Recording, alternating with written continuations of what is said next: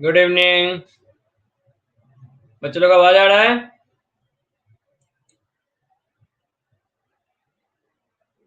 Okay.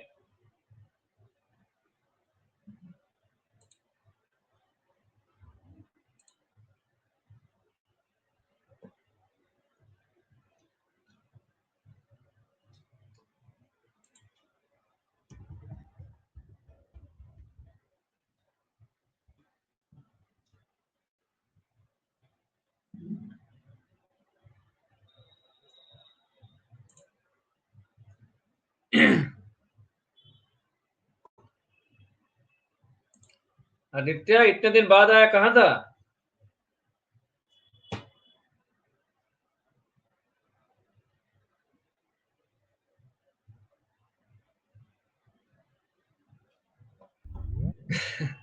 गांव गए थे, लॉकडाउन मना रहे हो? ठीक। अच्छा ये बताओ।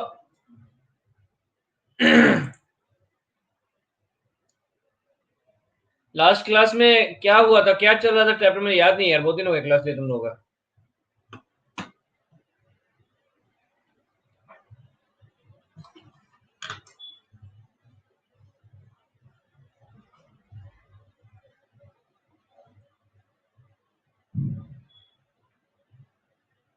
किसी को याद है क्या चल रहा था?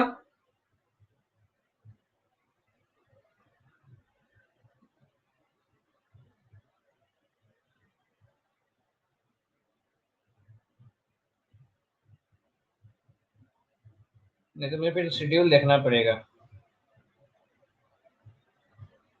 डिस्कवरी ऑफ न्यूट्रॉन, यार ये तो हो गया था।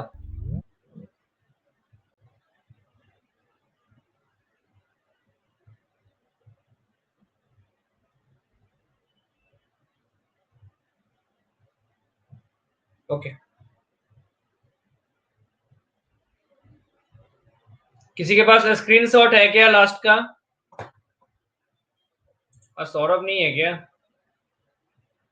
लास्ट क्लास का किसी के पास स्क्रीनशॉट है तो एक बार भेज दो, मुझे पता चल जाएगा।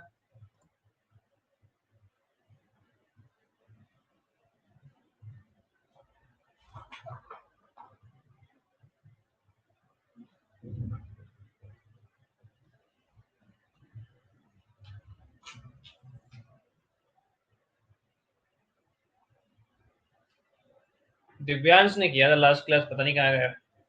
प्रियांशु तुम्हारे पास है क्या?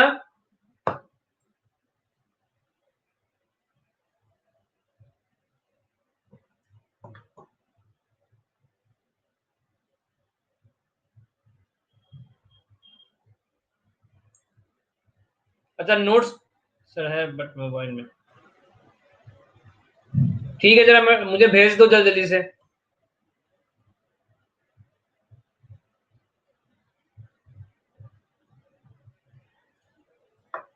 अच्छा मुझे ये बता दो, लास्ट लास्ट वाले टॉपिक में क्या टॉपिक क्या था वो बता दो। न्यूट्रॉन, डिस्कवरी ऑफ न्यूट्रॉन खत्म हुआ था।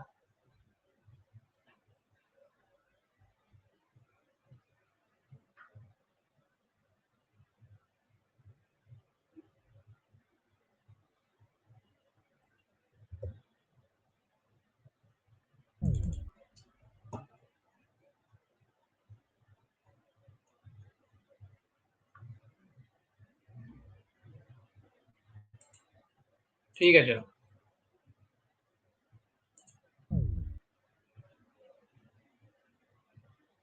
Okay, thank you.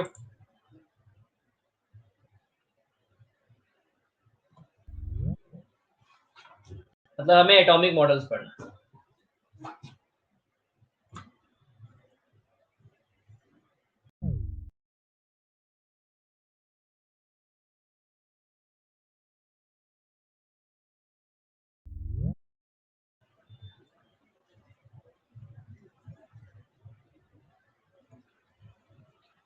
ठीक है चलो, टॉपिक डालना है एटॉमिक मॉडल्स।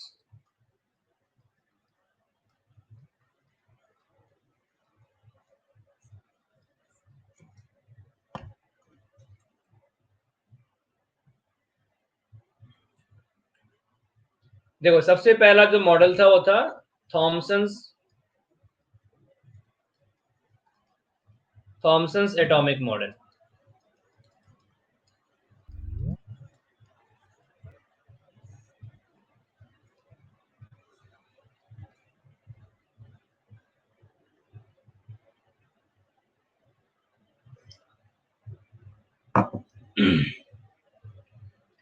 अब जो थॉमसन्स एटॉमिक मॉडल है वो क्या बोलता है, और इसके पोस्टुलेट से सबने अलग अलग बनाया, सबने अलग अलग बनाया तो सही किसका है। देखो, जब भी कोई चीज डिस्कवर होता है या कोई हाइपोथेसिस निकलता है तो एक बार में कोई भी चीज करेक्ट नहीं होता है। जब भी कोई हाइपोथेसिस आता है तो कुछ प्लस पॉइंट होते हैं, कुछ माइनस पॉइंट होते हैं, तो प्लस पॉइंट को कंसीडर करते हुए नेक्स्ट मॉडल उसके लिमिटेशंस को रिमूव करता है। तो इस तरह से साइंस मतलब प्रोग्रेस करता है। कोई भी चीज गलत नहीं है, पूरा कोई भी चीज पूरा सही नहीं है। हो सकता है आज जो सही है वो 20 साल के बाद, 50 साल के बाद गलत हो जाए। तो हम किसी को ये नहीं बोलेंगे कि गलत कौन है, सब में कुछ ना कुछ सीखने को हमें मिलता है।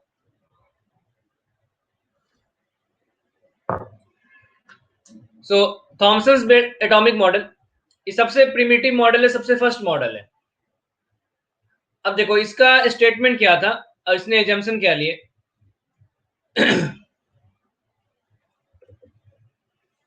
इसने बोला एटम जो है वो एक स्फीयर की तरह होता है।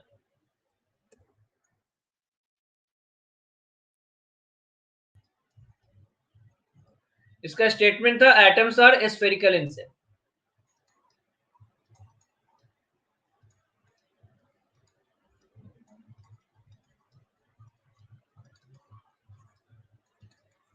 Atoms are spherical in shape.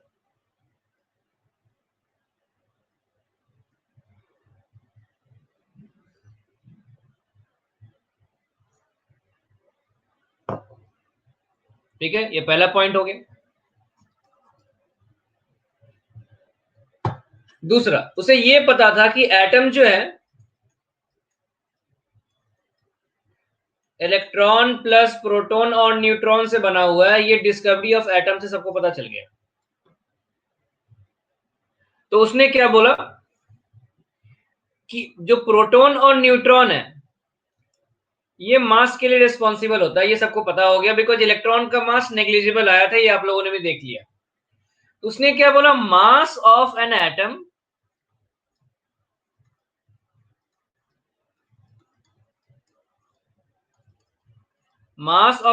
Is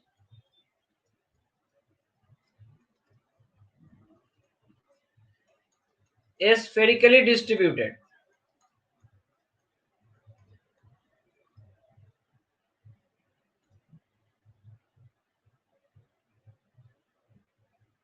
mass of an atom is spherically distributed मतलब जैसे आपका एक बॉल होता है ना, तो बॉल में क्या होता है, मास कहीं भी ऐसा लगता है कि मास किसी एक पार्टिकुलर लोकेशन पे है, नहीं, मास पूरे बॉल के पूरे एरिया में डिस्ट्रीब्यूटेड होता है। तो वैसे ही उसने बोला कि जो एटम का मास है वो पूरे एरिया में डिस्ट्रीब्यूटेड है, इसलिए उसने बोला mass of an atom is spherically distributed. इसका मतलब है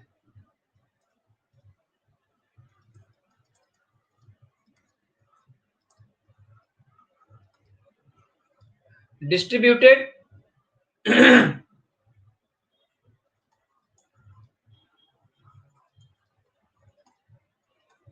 through out the sphere.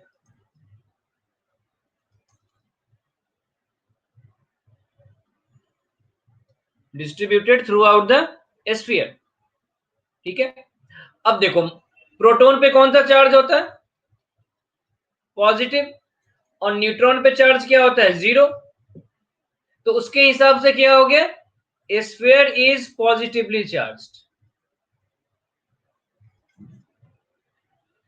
But इसके मॉडल आने के पहले डाल्टन एटॉमिक थ्योरी आया था, और डाल्टन एटॉमिक थ्योरी ने क्या बोला था कि एटम जो होता है वो न्यूट्रल होता है।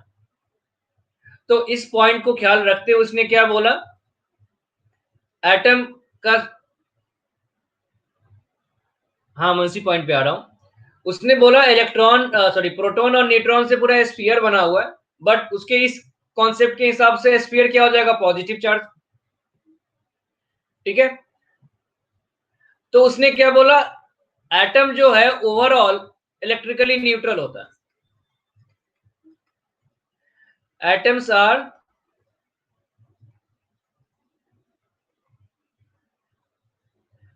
Electrically neutral. तो इसके लिए उसने लॉजिक क्या दिया कि इलेक्ट्रॉन्स इसमें इंबेडेड होगा। ये सब क्या है, इलेक्ट्रॉन्स। इलेक्ट्रॉन्स आर इंबेडेड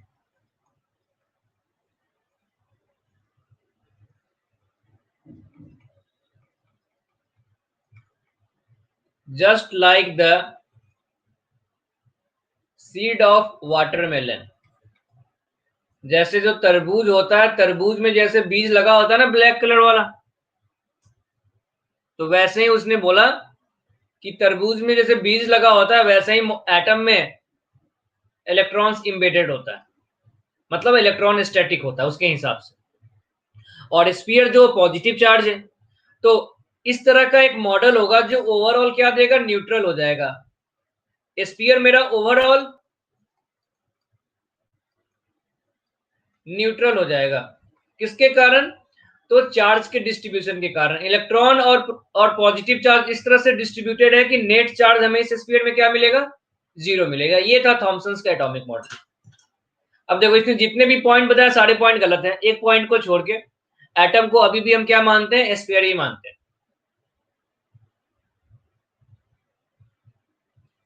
बच्चा लोग पॉइंट क्लियर हुआ।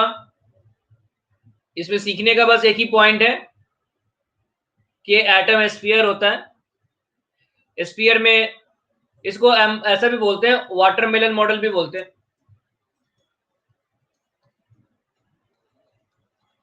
वाटरमेलन मॉडल, जैसे तरबूज को आप काटते हो तो रेड मास मिलता है, तो वो रेड मास क्या हो गया, पूरा का पूरा एटम का स्फीयर है। और जैसे उसमें सीड लगा होता है वैसे ही इलेक्ट्रॉन भी एडेड होता है एटम में।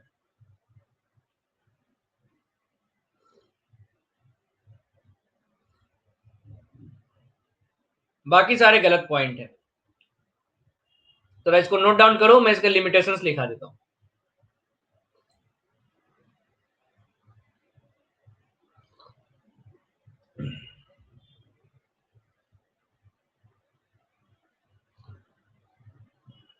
ओके,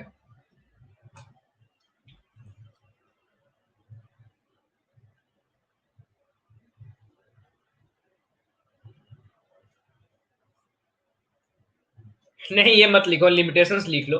लिमिटेशंस पूछेगा तो लिख देना उसमें।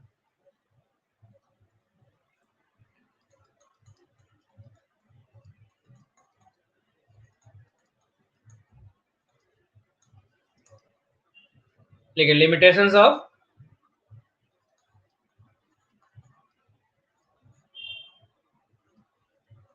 Rutherford atomic model.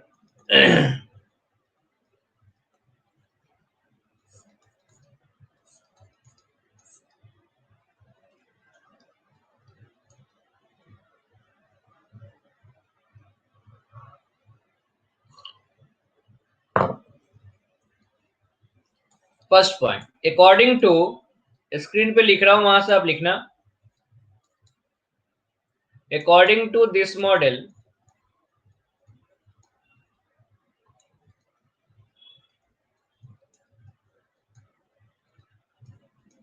electrons are embedded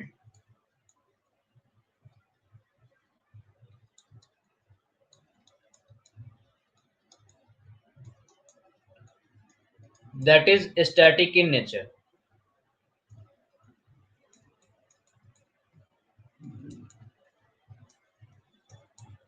but it is not true।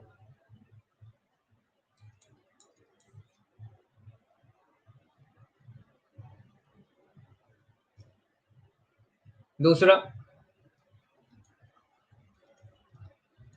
mass is uniformly distributed।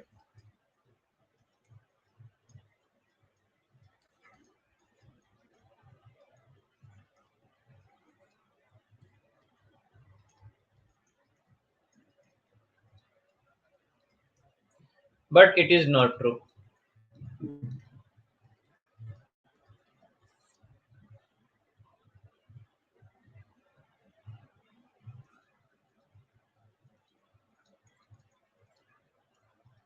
Mass is concentrated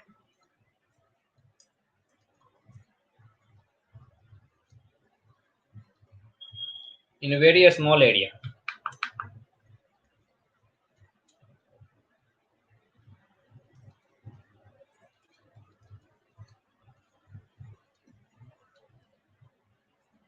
That is called as nucleus. ये करेक्ट स्टेटमेंट है जो मैंने ब्रैकेट में लिखा है, बाकी ऊपर वाला गलत है।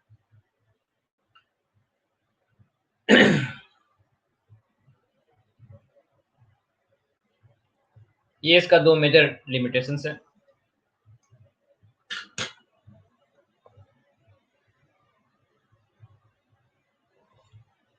जहाँ मैंने रदरफोर्ड लिख दिया सॉरी, यहाँ पे वो लिख लो थॉमसन्स।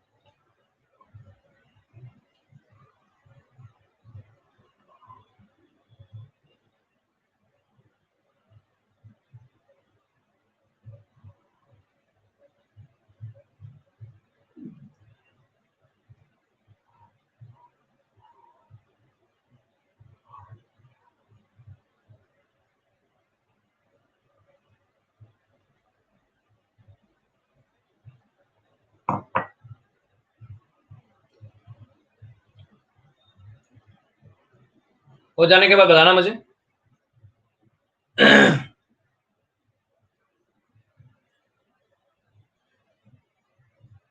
अनुराग हो गया,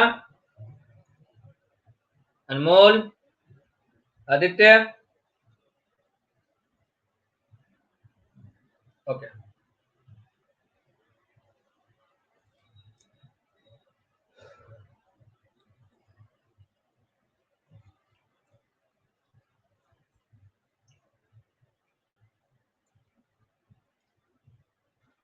अब देखो इसके बाद आया रदरफोर्ड।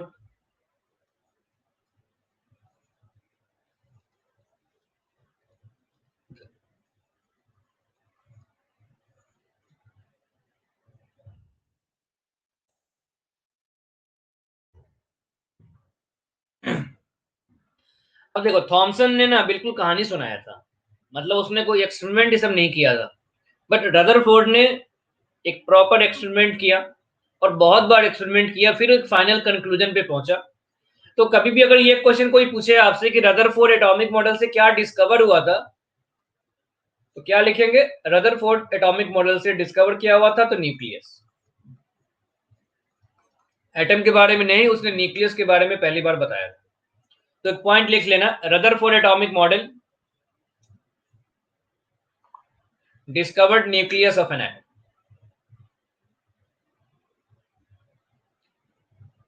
Rutherford atomic model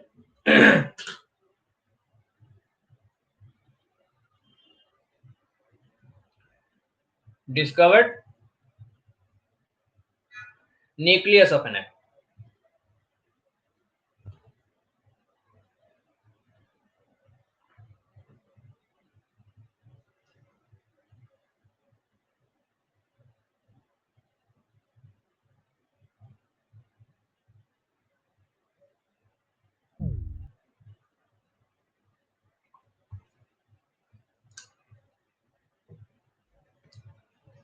अब देखो इसने एक एक्सपेरिमेंट किया था जिसको हम क्या बोलते हैं, गोल्ड फॉयल एक्सपेरिमेंट भी बोलते हैं। मतलब इसके जो भी स्टेटमेंट है सारे लॉजिकल थे, बेस्ड ऑन एक्सपेरिमेंटल फैक्ट थे। तो एक्सपेरिमेंट को बोलते हैं alpha scattering experiment.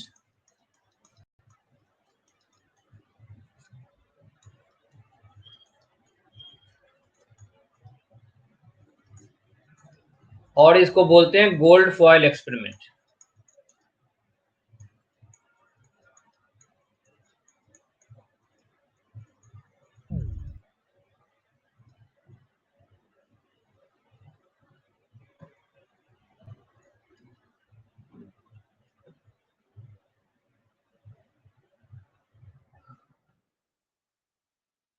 Diagram draw करना आप लोग भी करना, ठीक है।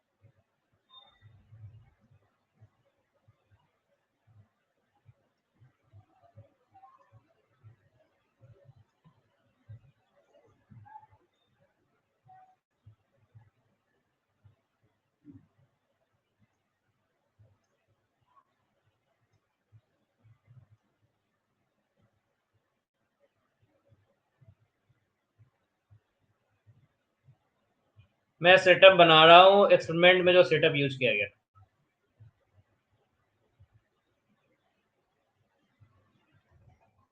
अभी लिखता हूँ क्या क्या कौन क्या चीज है।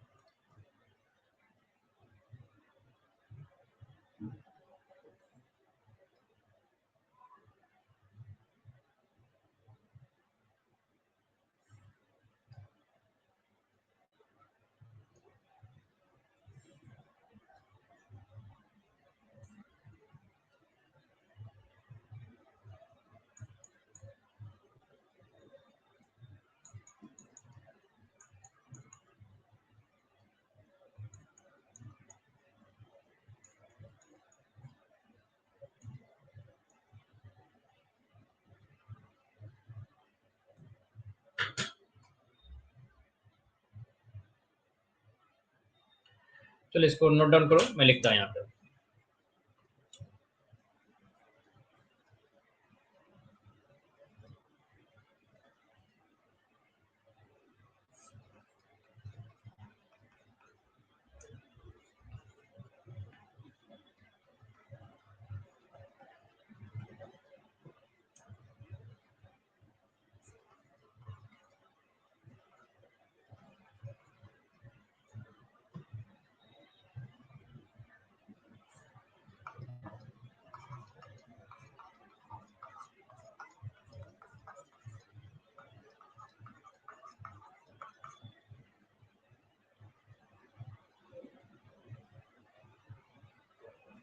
ड्रॉ करने के बाद मुझे बताना।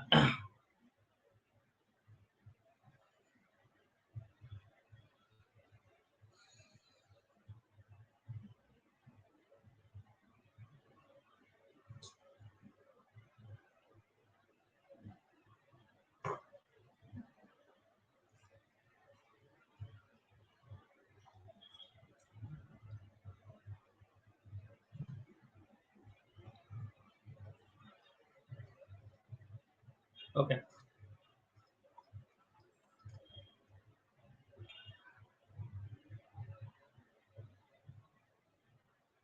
हो गया सबका?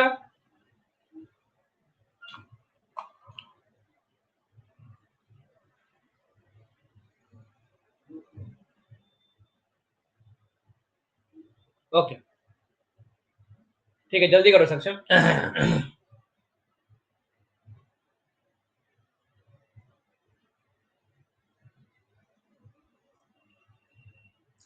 अब देखो, बेसिक एक्सपेरिमेंट के सेटअप में क्या यूज किया गया? एक रेडियो एक्टिव एलिमेंट लिया गया, पोलोनियम। पोलोनियम एक रेडियो एक्टिव एलिमेंट,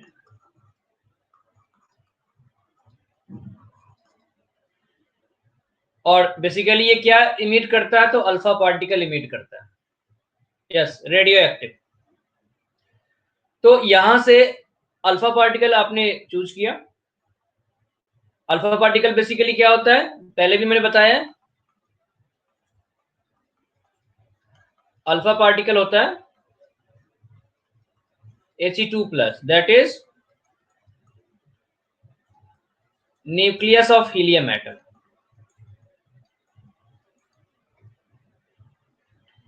तो इस सोर्स से अल्फा पार्टिकल रिलीज हुआ। अब इस अल्फा पार्टिकल सोर्स को एक लेड बॉक्स में रखा गया। लेड क्या करता है ना, मतलब वो रेडियो एक्टिव रेज को एब्जॉर्ब कर लेता है। मतलब वो उसके आसपास, मतलब देखो, जो रेडियो एक्टिव रे है, अगर किसी पार्टिकल पर्सन को लग गया तो उसे कैंसर वैंसर होने का डर होता है। डर क्या होता है? कैंसर ही हो जाता है अगर आप ज्यादा एक्सपोज हो गए तो लेड बॉक्स में रखा गया ताकि वो जिस डायरेक्शन में आप उसे रिलीज करना चाहते हो उस डायरेक्शन में वो रिलीज हो, बाकी सारे डायरेक्शन में वो एब्जॉर्ब हो जाए। इस डायरेक्शन में वो रिलीज हुआ, यहां से अल्फा पार्टिकल निकला और यहां एक स्लिट से पास किया। स्लिट मतलब एक सर्टेन होल से पास किया। स्लिट का काम क्या करना है? फोकस करना। बिकॉज अब यहां से निकला होगा तो ऐसे भी निकला होगा, ऐसे भी निकला होगा, ऐसे भी गया होगा। तो यहां से बस ये काम है कि स्लिट से केवल एक सिंगल लाइन में, एक सिंगल डायरेक्शन में रिलीज हो पाए। तो इसका काम क्या है? Focus the beam. कौन सा बीम? तो अल्फा पार्टिकल सोर्स का। ठीक है, तो अल्फा पार्टिकल रिलीज हुआ, स्लिट से पास हुआ और वहां पे अल्फा पार्टिकल सोर्स जो होगा फोकस हो गया। अब एक्सपेरिमेंट का जो फर्स्ट पार्ट है, उस फर्स्ट पार्ट में यहां पे कोई गोल्ड फॉयल नहीं है। ठीक है, तो अगर यहाँ पे कोई गोल्ड फॉयल नहीं है तो जो भी रे यहां से निकलेगा डायरेक्टली इस पॉइंट पे जाएगा। समझ में आ रहा है बच्चा लोग?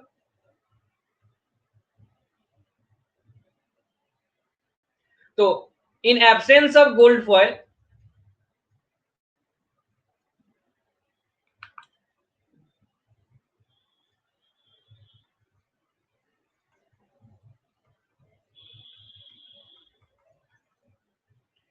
इन absence of gold foil all the alpha particles reach this spot. मैं उसको ए बोल देता हूं।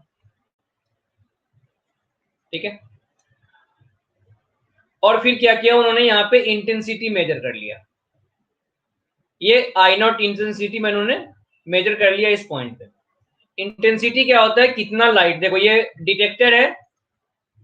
जैसे याद करो हमने क्या बोला था, जब कैथोड रे में यहाँ पे जिंक सल्फाइड का कोटिंग करते हैं, जिंक सल्फाइड पे जब कोई रेडिएशन फॉल होता है तो वहां पे लाइट प्रोड्यूस होता है। तो वैसे ही यहाँ पे भी लाइट प्रोड्यूस हुआ। उस लाइट को उन्होंने मेजर कर लिया इंटेंसिटी के फॉर्म में, और उसको उन्होंने क्या बोला? आई नॉट। समझ में आया बच्चा लोग यहां तक?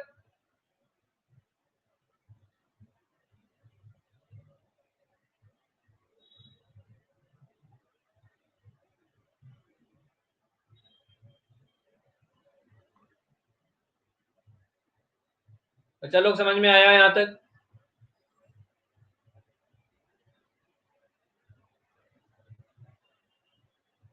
आई नॉट, यस, इसको हम आई नॉट बोलते हैं, इसको नॉट लगा के बोलते हैं। तो I naught is the intensity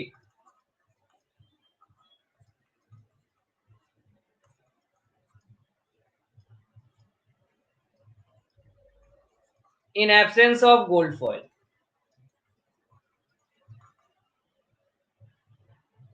तो एक्सपेरिमेंट के फर्स्ट पार्ट में क्या हुआ, अल्फा पार्टिकल आया, कोई गोल्ड फॉइल नहीं है, तो सारा का सारा अल्फा पार्टिकल इस स्पॉट पे पहुंचा और इंटेंसिटी मेजर कर लिया उन्होंने आई नॉट। ठीक है, अब एक्सपेरिमेंट का नेक्स्ट पार्ट कि अब यहां से उन्होंने गोल्ड फॉइल प्लेस किया, ये वाला। जब गोल्ड फॉइल यहां पे प्लेस हुआ तो उन्होंने क्या ऑब्जर्व किया कि पहले एक स्पॉट पे लाइट प्रोड्यूस हो रहा था, अब मोर देन वन स्पॉट पे लाइट प्रोड्यूस हो रहा है।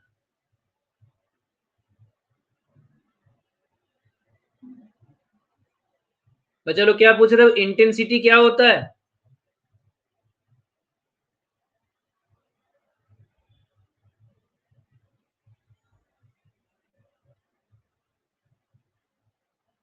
तो चलो क्या पूछ रहे हो, इंटेंसिटी वो इसका यूनिट होता है कैंडेला।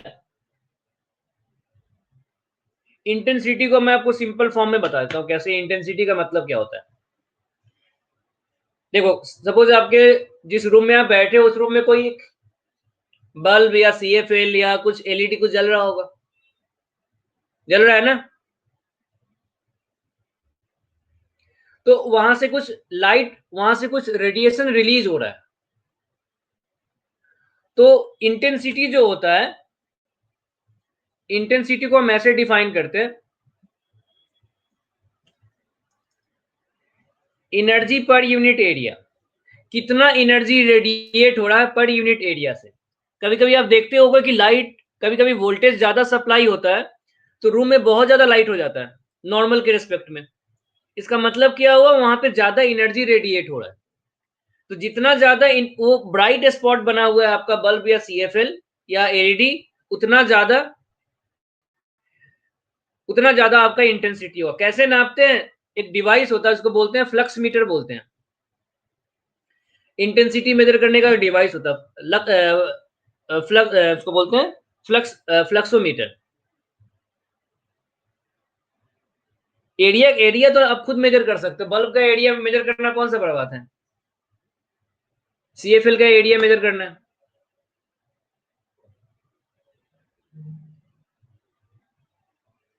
एरिया वो है जिस सोर्स से लाइट, जैसे इस सोर्स से रेडिएट हुआ लाइट, तो इसका एरिया मेजर कर लिया कितना एरिया है।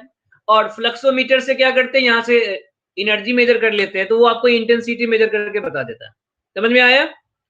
तो किसी भी स्पॉट से अगर लाइट रिलीज हो रहा है तो उस स्पॉट का आप इंटेंसिटी मेजर कर सकते हो।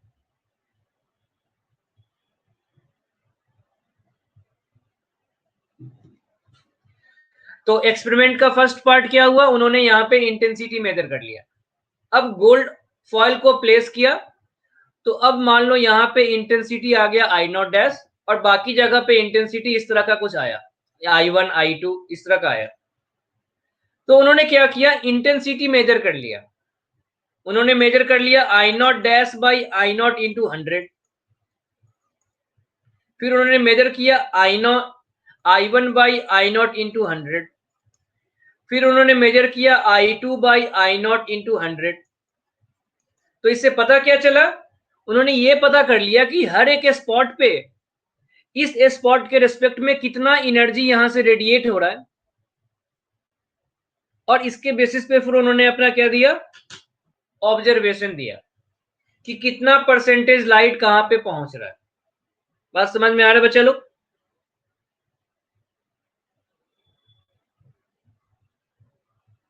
आदित्य, मैं आपको कॉमन एग्जांपल समझाता हूं। मान लो यहां से 100 अल्फा पार्टिकल रिलीज हुआ, ठीक है, और एक alpha particle E amount of energy radiate करता है। तो 100 अल्फा से कितना रिलीज हो जाएगा, 100 ई होगा। तो ये आई नॉट जो है वो 100 ई के रिस्पेक्ट में है, ठीक है। अब मान लो यहाँ पे आई नॉट डैश आया और I naught dash by I naught. अब आई नॉट में मान लो ऐसा हुआ कि गोल्ड फॉयल प्लेस करने के बाद ये आई नॉट डैश जो है वो 95 ई के जैसा आया और ये कितना आया था, 100 ई के जैसा आया।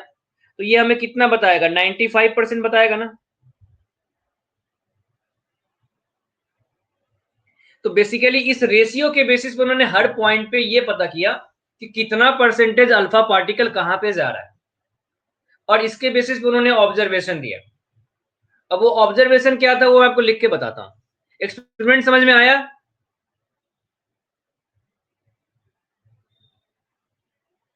तो एक्सपेरिमेंट को आप सिंपल ऐसा बोल सकते हो, experiment was based on intensity ratio calculation.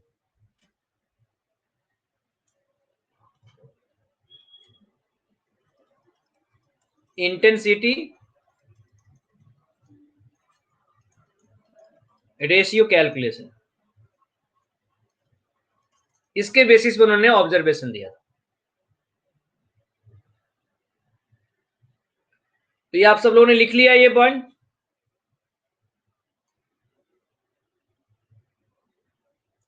तो मैं नेक्स्ट पेज चेंज करूं।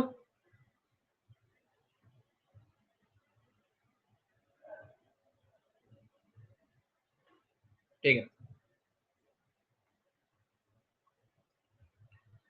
तो देखो उन्होंने क्या दिया, ऑब्जर्वेशन।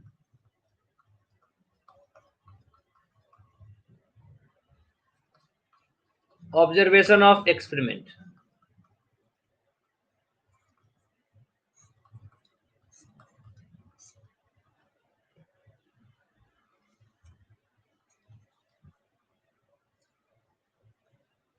तो एक्सपेरिमेंट का ऑब्जर्वेशन क्या था, 3 ऑब्जर्वेशन उन्होंने दिया। पहला ऑब्जर्वेशन था most of the alpha particle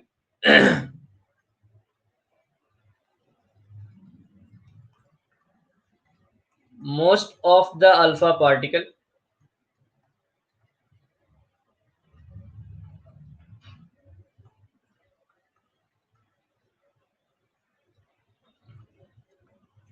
pass through the gold foil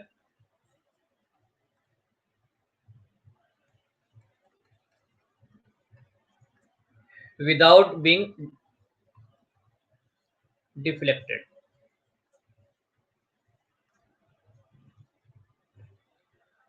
Most of the alpha particle pass through the gold foil without being deflected. कुछ बुक में 90% देता है, कुछ में 95 देता है। यहाँ पे around 90 to 98% alpha particle directly pass कर गया। मतलब यहाँ पे गोल्ड फॉयल रखो या ना रखो, इस लोकेशन पे, इस वाले लोकेशन पे ऑलमोस्ट 90 to 98%। अब देखो एक बार एनसीईआरटी में देख लेना कितना परसेंटेज दिया है, बाकी ये कोई फिक्स नहीं है।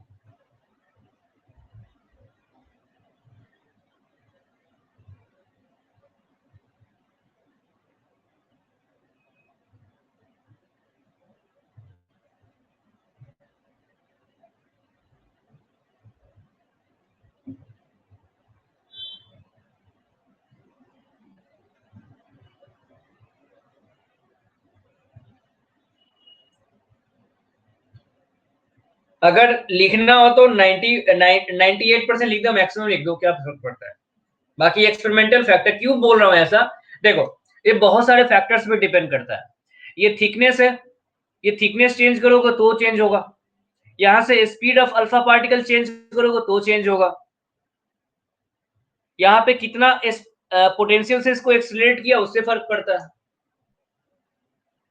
तो 95 to 98% आप लिख सकते हो, ठीक है। मतलब यहां पे अभी भी अल्फा पार्टिकल मैक्सिमम पहुंच रहा है, ठीक है। फिर उसका नेक्स्ट पॉइंट था कि कुछ अल्फा पार्टिकल डिफ्लेक्ट हो गया, जैसे ये कुछ एक एंगल थीटा पे डिफ्लेक्ट हो गया। ये वाला कोई एंगल थीटा, मान लो ये थीटा 1 था तो ये थीटा 2 एंगल पे डिफ्लेक्ट हो गया यहाँ पे। तो नेक्स्ट पॉइंट क्या है?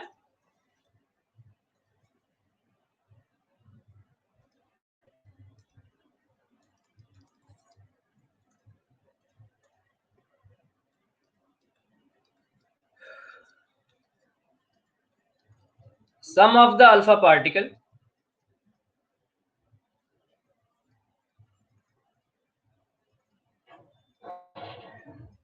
deflected by some angle.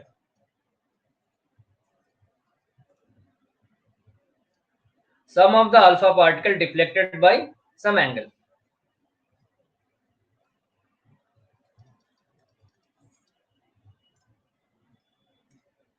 And तीसरा point, very few alpha particle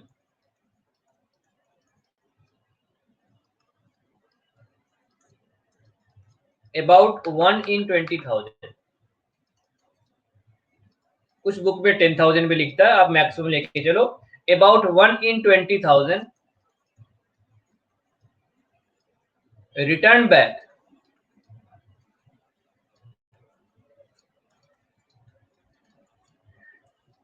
along their original path.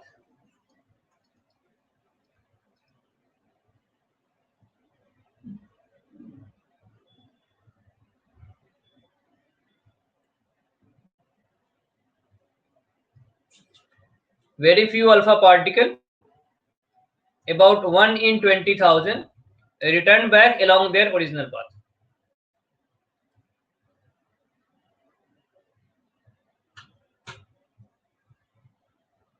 ये इसका 3 ऑब्जर्वेशन.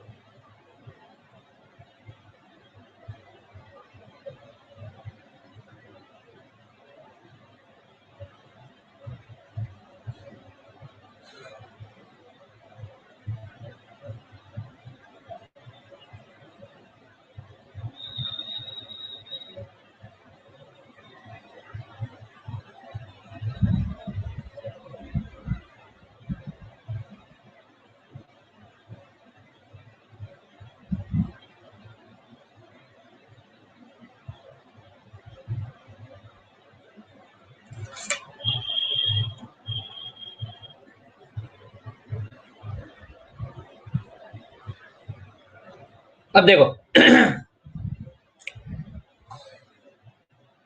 पॉइंट 3 बता रहा हूं. देखो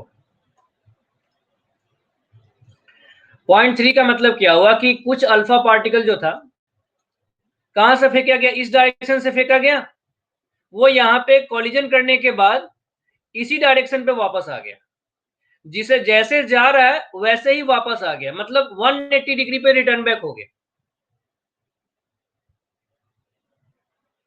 समझ में आया अनमोल, अनुराग?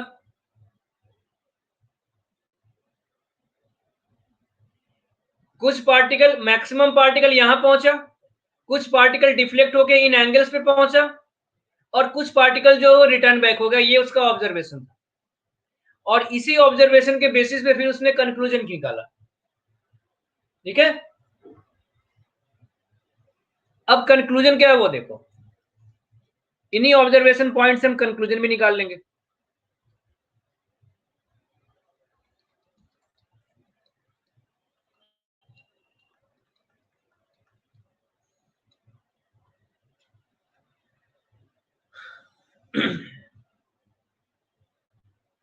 रुको, मैं कंक्लूजन दूसरे पेज पे बनाता हूं, वहां भी आपको एक डायग्राम दिखा दूंगा मैं.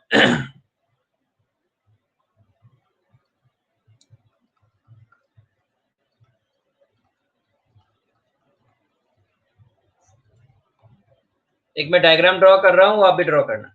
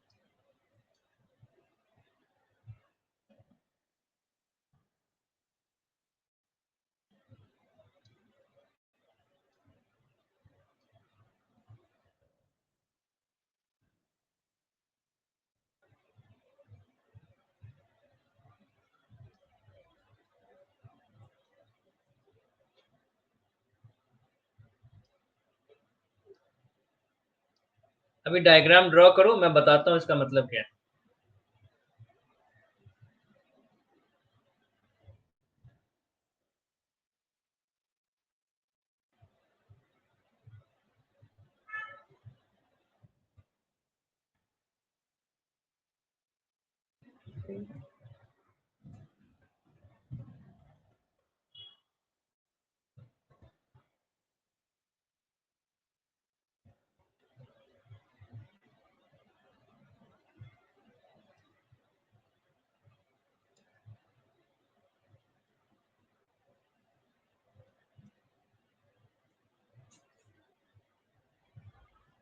नहीं करना चाहता तो लाइन मैं जो ड्रॉ कर रहा हूं वही ड्रॉ करो।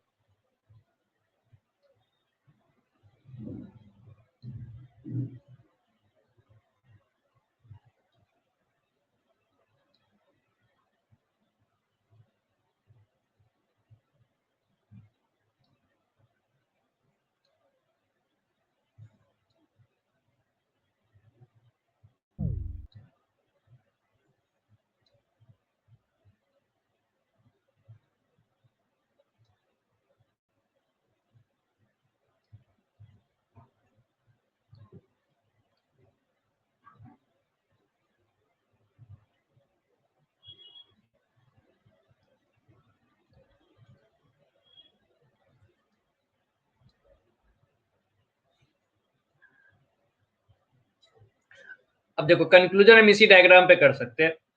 अभी हमें सब कुछ पता है, इसलिए मैं डायग्राम आसानी से ड्रॉ कर पा रहा हूं।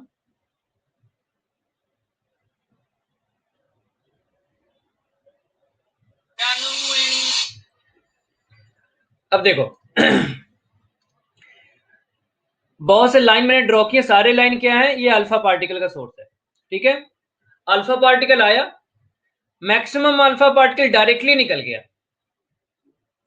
कुछ अल्फा पार्टिकल है जो डिफ्लेक्ट हुआ है। अब देखो जो जितना न्यूक्लियस के क्लोज जा रहा है वो उतना ज्यादा डिफ्लेक्ट हो रहा है।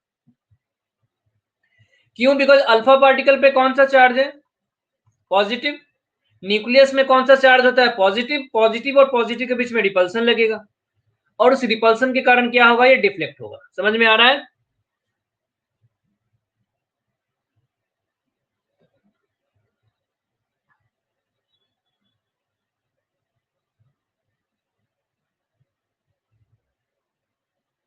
बच्चा लोग डायग्राम ड्रॉ कर लिए?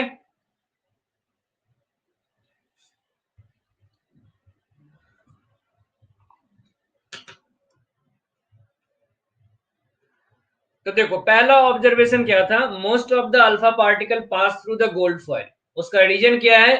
Most part of an atom is empty.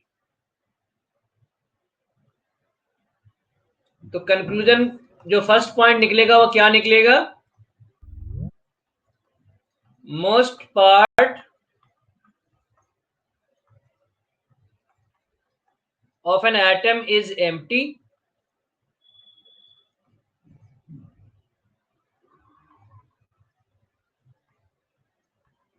That's why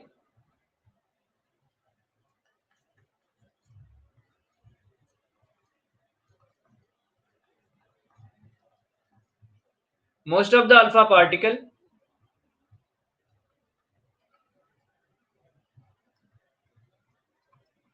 pass through gold foil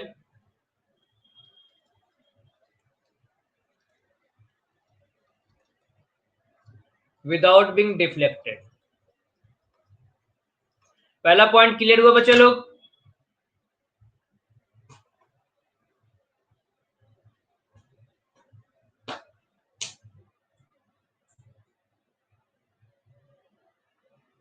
तो मैक्सिमम अल्फा पार्टिकल ऐसे ही निकल गया, रीजन है वो सीधा सीधी जा रहा है, कोई उसको रोकने वाला है नहीं। अब कोई बोलेगा इलेक्ट्रॉन तो है, तो अल्फा पार्टिकल इतने ज्यादा हाई स्पीड से जाता है कि वो इलेक्ट्रॉन उसको नहीं रोक सकता।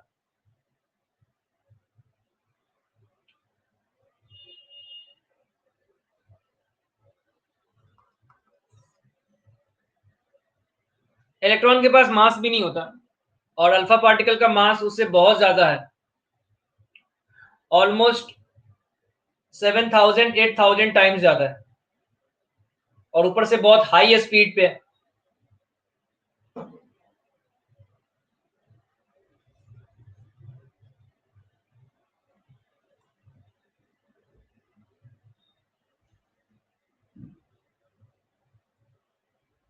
हो गया पहला point.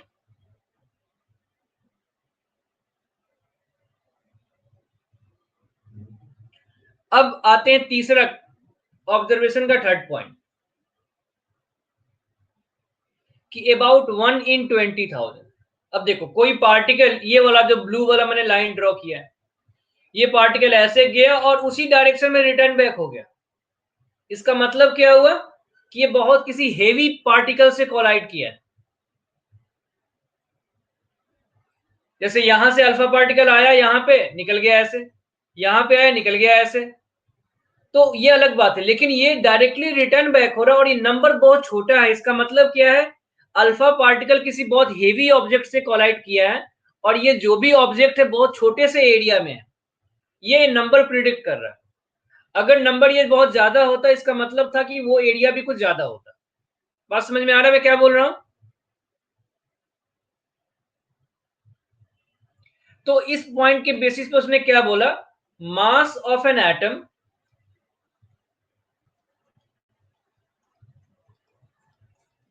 is concentrated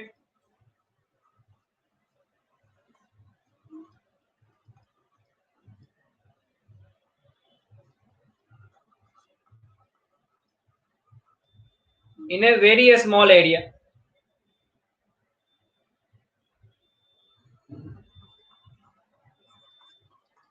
that is called as nucleus.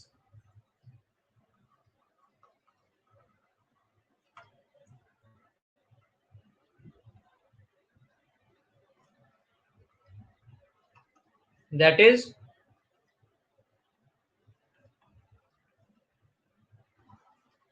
neutron and proton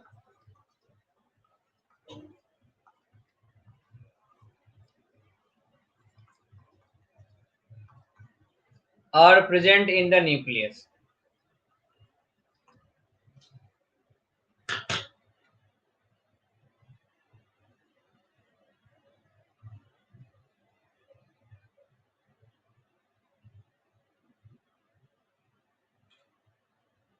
क्या हो सक्षम, फिर से बताना है?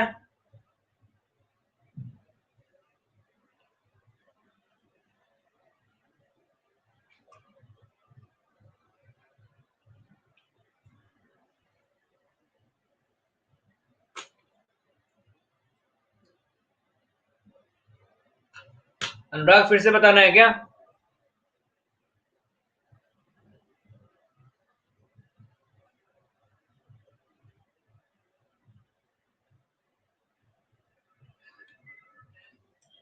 चलो देखो मैं एक एग्जांपल बताता हूं। मान लो यहां पे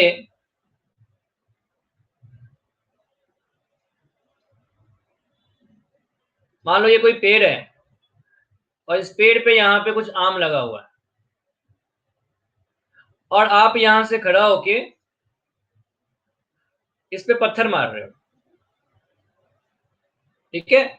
बहुत छोटा छोटा पत्थर मार रहे हो, तो जो यहां से निकलेगा वो डायरेक्टली क्रॉस कर जाएगा, यहां से निकलेगा डायरेक्टली क्रॉस कर जाएगा, यहां से निकलेगा डायरेक्टली क्रॉस कर जाएगा। जो पत्थर जाके डायरेक्टली इससे कॉलिजन करेगा और बहुत छोटा पत्थर है, ऐसा पत्थर है जो उसको तोड़ नहीं सकता, तो क्या होगा, यहाँ पे कॉलिजन करने के बाद ये वापस क्या हो जाएगा, आपके पास नहीं आएगा लेकिन यहां से डिफ्लेक्ट हो जाएगा, ठीक है? तो जब पत्थर यहाँ पे मार रहे हैं तो ये एक हेवी ऑब्जेक्ट है और इस हेवी ऑब्जेक्ट पे, बिकॉज न्यूक्लियस जो है वो अल्फा पार्टिकल, गोल्ड जो होता है उसके न्यूक्लियस पे, उस पे अराउंड 47 + 32, अराउंड उस पे 79 के आसपास यहाँ पे प्रोटॉन होता है और इतना ही के आसपास यहाँ पे न्यूट्रॉन भी होगा। ऑलमोस्ट यहाँ पे 160 मास है और जो अल्फा पार्टिकल आ रहा है वो उसका मास 4 है। मतलब यहाँ से जो पार्टिकल मार रहे हो 4 मास का है और यहाँ पे जो पार्टिकल मार रहे हो वो आपके पास ऑलमोस्ट 160 मास का है। हाँ 47 + 32 वो उसका एटॉमिक नंबर होगा, तो इतना तो केवल प्रोटॉन होगा, इसका डबल न्यूट्रॉन भी तो होगा। तो यहाँ पे जो पार्टिकल छोटा वाला है वो इसे रिटर्न बैक हो जाएगा कॉलिजन, तो यही यहाँ पे है। तो जो न्यूक्लियस है, इस न्यूक्लियस पे आपने अल्फा पार्टिकल फेंक के मारा, अल्फा पार्टिकल बहुत छोटा है न्यूक्लियस के रिस्पेक्ट में, तो अगर कोई इसे कॉलिजन कर गया तो वो रिटर्न बैक हो जाएगा। ठीक है, बिकॉज यहाँ पे ग्रेडियंट अप्लाई करते हैं हम, मतलब यहाँ पे जो अल्फा पार्टिकल है, अल्फा पार्टिकल पे पॉजिटिव है, तो ये जो हमने एक्सपेरिमेंट किया था ना यहाँ पे, इसमें अल्फा पार्टिकल सामने की तरफ खुद ब खुद थोड़े जाएगा।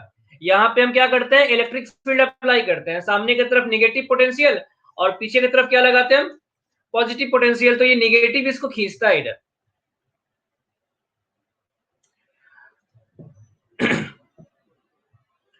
तो ये अल्फा पार्टिकल जो रिटर्न हुआ उसका नंबर बहुत छोटा है, और उस छोटे नंबर ने ये बता दिया कि ये जो एरिया है बहुत छोटा होगा, और इसी एरिया को क्या बोला गया, न्यूक्लियस बोला गया। अनुराग समझ में आया?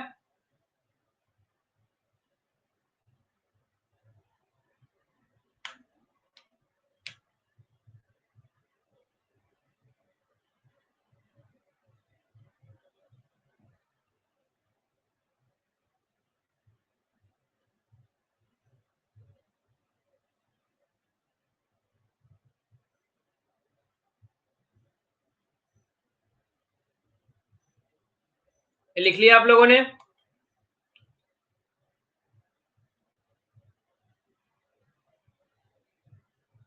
ठीक है, तो ये था उसका कंक्लूजन। अब चलते हैं उसके एटॉमिक मॉडल पे, फिर उसने अपना एक मॉडल दिया था।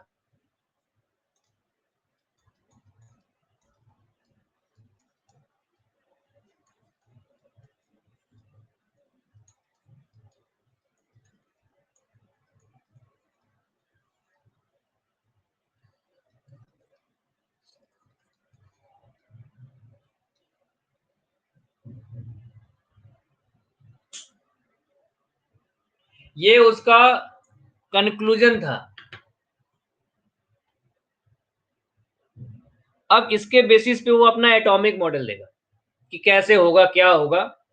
ये उसका मेन पॉइंट है। देखो, जब भी कोई आप एक्सपेरिमेंट करते हो, पता नहीं अभी तक आपने लैब में किया है नहीं किया है, तो जब आप उसका फाइल लिखते हो तो देखते हो कि पहले लिखते हैं एम, क्या करना है, फिर उसके बाद आप लिखते हो मटेरियल रिक्वायर्ड, फिर उसके बाद क्या लिखते हो, एक्सपेरिमेंट का सेटअप, कैसे एक्सपेरिमेंट किया, फिर उसके बाद आता है ऑब्जर्वेशन, क्या ऑब्जर्वेशन किया, फिर निकालते हो कंक्लूजन, क्या उसे कंक्लूड किया, और अगर आपने कुछ नया चीज बनाया है तो उसके बारे में फिर आप बताओगे। तो वैसे ही पहला था ऑब्जर्वेशन, दूसरा था कंक्लूजन, अब उस कंक्लूजन के बेसिस पे उसने एटॉमिक मॉडल दिया। तो रदरफोर्ड एटॉमिक मॉडल को प्लानिटरी मॉडल भी बोलते हैं।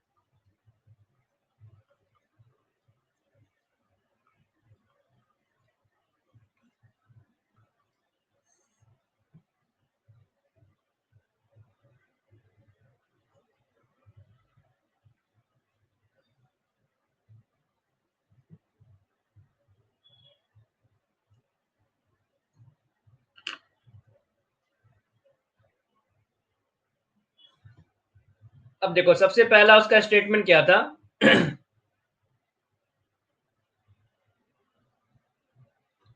देखो प्लानिटरी मॉडल का मतलब है उसने अपने मॉडल को सोलर सिस्टम से कंपेयर किया। उसने बोला जैसे सोलर सिस्टम का सेंट्रल पॉइंट क्या है, सेंटर क्या है, सन। तो उसने बोला जैसे सोलर सिस्टम में सन होता है वैसा ही एटम में न्यूक्लियस होता है, और जैसे बाकी प्लैनेट्स घूमते हैं वैसे ही इलेक्ट्रॉन घूमता है उस सेंटर के चारों तरफ।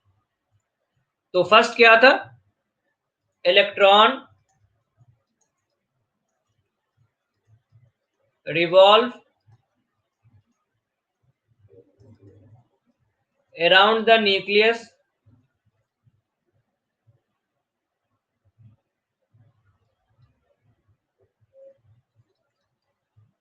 just like planet do around sun।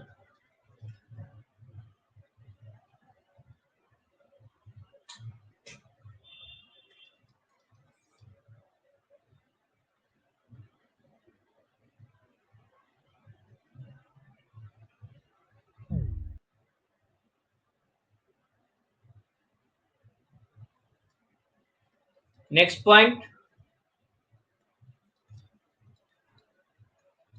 mass of an atom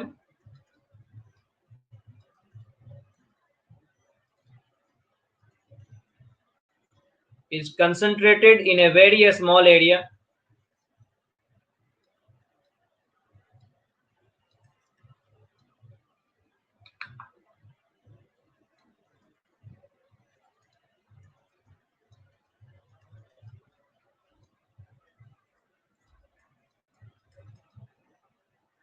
That is called as nucleus.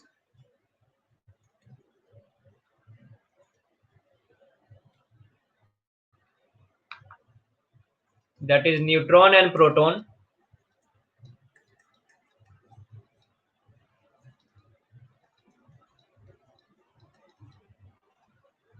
Are present in nucleus.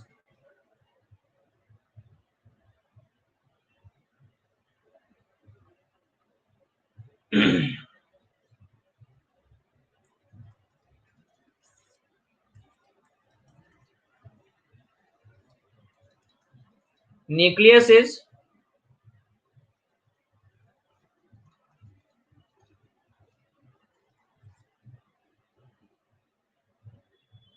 is positively charged.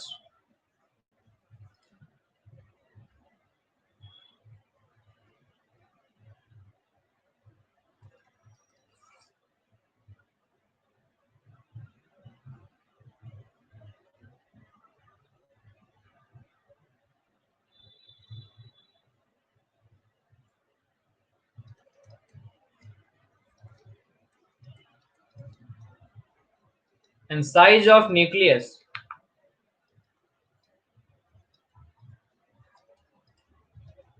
is very small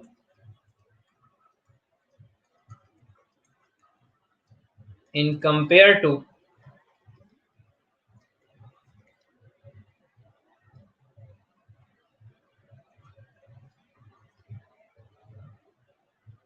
size of nucleus is very small in compare to size of an atom.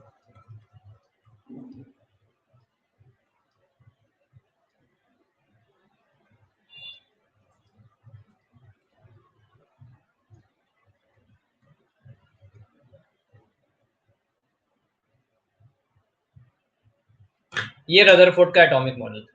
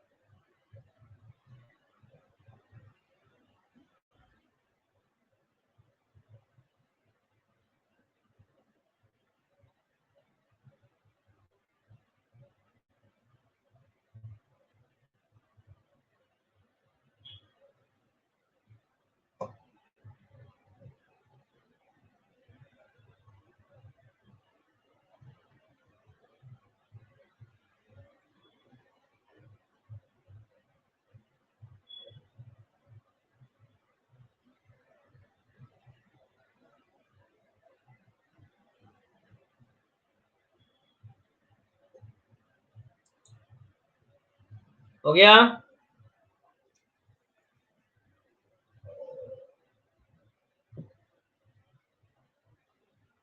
अब देखो उसने एक formula भी दिया था.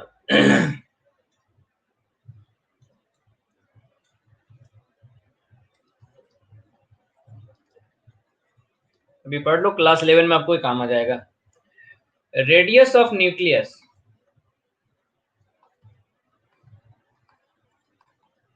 is equal to r naught into a to the power 1/3 centimeter, where r naught equal to 1.13 into 10 to the power minus 13 and a is equal to mass number.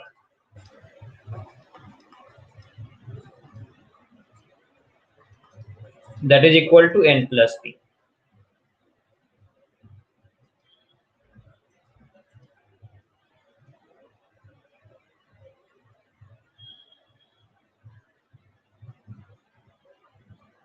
इस फॉर्मूले से किसी भी एटम का न्यूक्लियस का रेडियस कैलकुलेट कर सकते हो, अप्रॉक्स वैल्यू।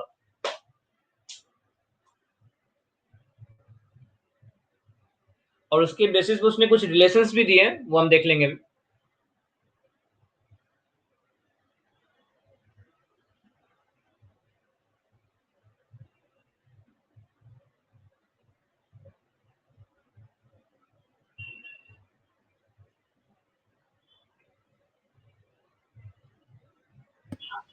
सर ये एक बार फिर बता दीजिए, ये रेडियस वाला। ये फॉर्मूला है कैलकुलेशन का, उसने फॉर्मूला डिराइव करके बताया था। आर नॉट आपका एक कांस्टेंट है जिसका वैल्यू ये होता है 1.13 इंटू 10⁻⁻13। देखो डिराइव तो कर सकते हो, मैं आपको लॉजिक बता देता हूं कैसे करते हैं।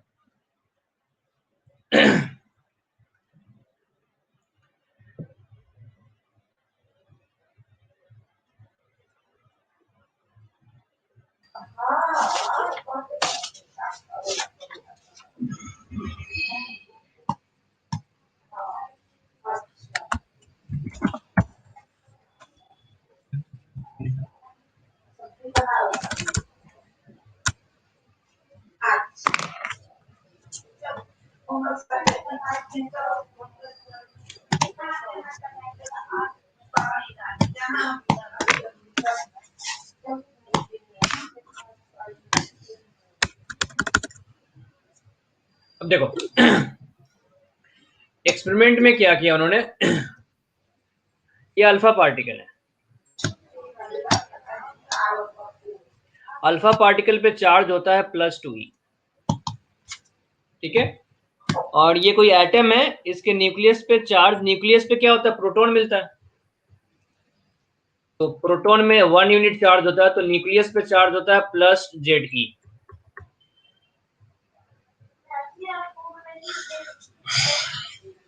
इनिशियली अल्फा पार्टिकल और न्यूक्लियस ऑफ एटम के बीच में इनफाइनाइट डिस्टेंस था।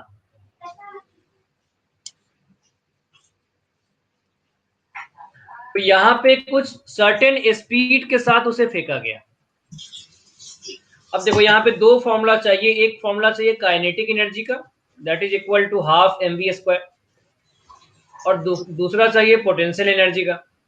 पोटेंशियल एनर्जी का फॉर्मूला होता है K(Q1Q2/R), ये दो फॉर्मूला होता है। अगर कोई चार्ज सिस्टम है, यहाँ पे चार्ज कितना है +2e, और न्यूक्लियस पे चार्ज कितना है +Ze। तो इनिशियली जब इनफाइनाइट डिस्टेंस है, आर का वैल्यू इनफाइनाइट है, तो पोटेंशियल एनर्जी कितना हो जाएगा बताओ।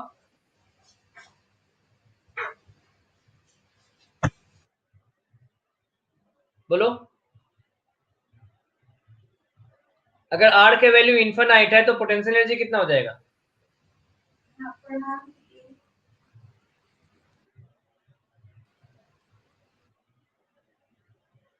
सब वन बाई नाप नहीं सकते हैं। 1/इनफाइनाइट कैसे कितना होगा, कितना होता है, जीरो कैन होता नॉट है। बी। नहीं नहीं, एनीथिंग बाई इनफाइनाइट, x/इनफाइनाइट, ये जीरो होता है। किसी भी नंबर को अगर आप इनफाइनाइट से डिवाइड करते हो तो उसको हम जीरो एज्यूम करते हैं। तो अगर आपका r जो है वो इनफाइनाइट हो गया तो पोटेंशियल एनर्जी क्या हो गया, जीरो हो गया। और काइनेटिक एनर्जी कितना हो गया, ½ mv² हो गया। तो ये हो जाएगा मास ऑफ अल्फा, और ये हो गया स्पीड ऑफ अल्फा। क्लियर है, तो चलो समझ में आया।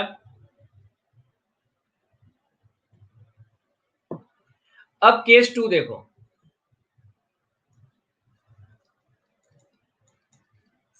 एजम्पशन ये लेते हैं कि ये अल्फा पार्टिकल यहां से मूव करते हुए, बिकॉज ये पॉजिटिव है और ये पॉजिटिव है, तो दोनों एक दूसरे पे रिपल्सन लगाएगा।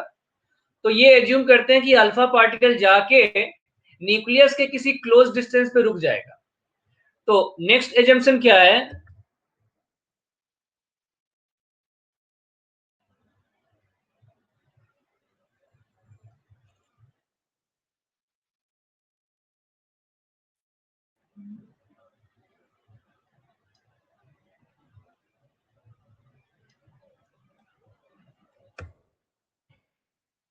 ये प्लस जेड ई और ये प्लस 2e,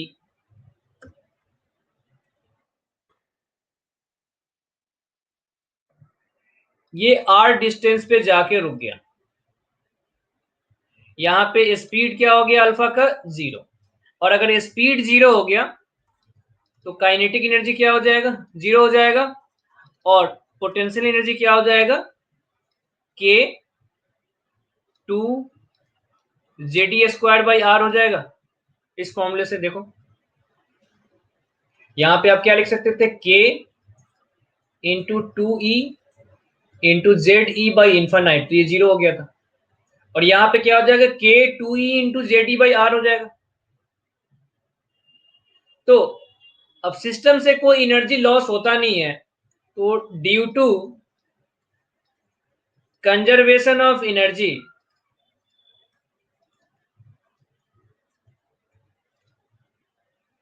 क्या लिख सकते हो, इनिशियल कितना था काइनेटिक प्लस पोटेंशियल, मतलब इनिशियली था आपके पास half m alpha v alpha square equal to k into 2 JD square by r, और ये आर क्या है रेडियस ऑफ न्यूक्लियस। तो इस लॉजिक पे उसने रेडियस ऑफ न्यूक्लियस का फॉर्मूला डिराइव किया। लॉजिक समझ में आया?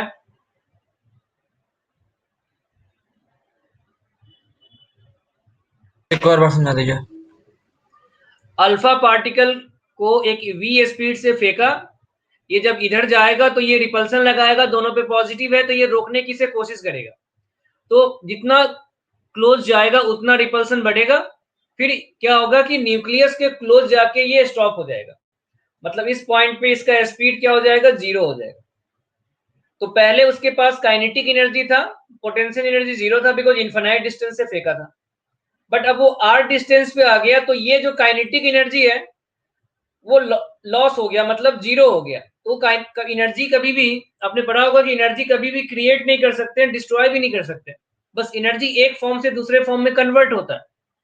तो पहले जो काइनेटिक एनर्जी था अब वो किस में कन्वर्ट हो गया, पोटेंशियल एनर्जी में कन्वर्ट हो गया, बिकॉज अब पोटेंशियल एनर्जी क्या हो जाएगा के Q1 Q2 बाई आर, अब आर का वैल्यू बहुत छोटा है तो हमें सिग्निफिकेंट मिलेगा।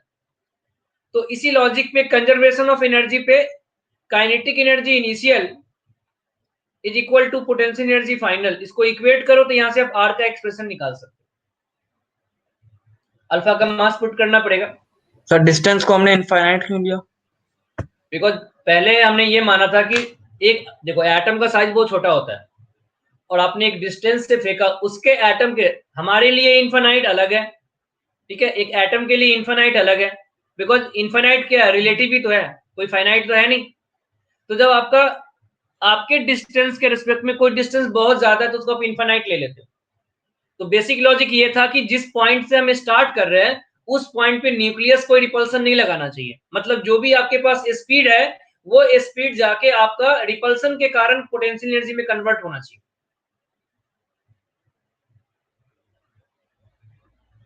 तो अगर आप पहले ही फाइनाइट डिस्टेंस दे दोगे तो आपके पास कुछ पोटेंशियल एनर्जी भी आ जाएगा, तो वो पोटेंशियल एनर्जी भी फाइनल में इंक्लूड हो जाएगा। तो पहले हमने पोटेंशियल एनर्जी को 0 पे रखा ताकि जो भी काइनेटिक एनर्जी हम दे रहे हैं वही पोटेंशियल एनर्जी में कन्वर्ट हो। अब चाहो तो इसको फाइनाइट कर सकते हो, लेकिन फिर यहाँ पे ये पोटेंशियल एनर्जी कुछ कंट्रीब्यूट करेगा, वो फिर यहाँ भी होगा, तो फिर काइनेटिक एनर्जी कितना आया ये हम कैलकुलेट नहीं कर पाएंगे, इक्वेट नहीं कर पाएंगे, बिकॉज काइनेटिक एनर्जी का जो डाटा है एम अल्फा वी अल्फा ये सब हमारे हाथ में, हम सेट कर सकते हैं। जितना ज्यादा स्पीड से फेंकोगे उतना ज्यादा क्लोज आपको रेडियस का फॉर्मूला देगा, वैल्यू देगा। समझ में आया? अगर बहुत धीमे स्पीड से फेंकोगे तो बहुत दूर पे ही रुक जाएगा।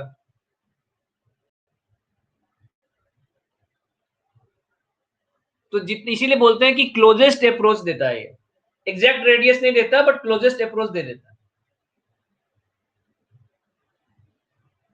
सत्संग समझ में आया? आदित्य, प्रियांशी, यस सर आ गया।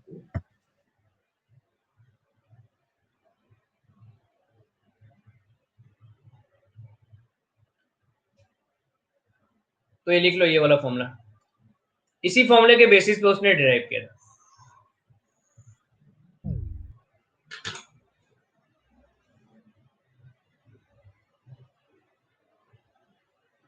बाकी ये सब क्लास 9 लेवल आपको चाहिए नहीं, बट फिजिक्स में आपको मॉडर्न फिजिक्स में चाहिए होगा जब क्लास 11 में जाओगे।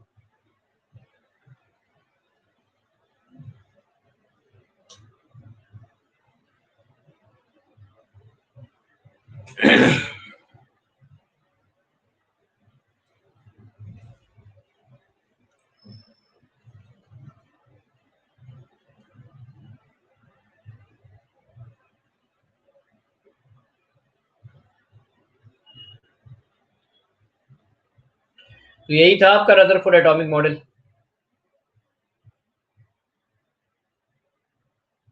एक रिलेशन में आपको और बता देता हूँ।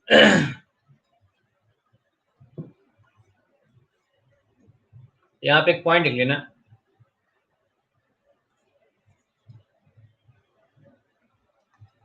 Radius of an atom by radius of nucleus is approximately 10 to the power 5। मतलब एक एटम 10 to the power 5 times large होता है न्यूक्लियस के रिस्पेक्ट में। Sir 1 minute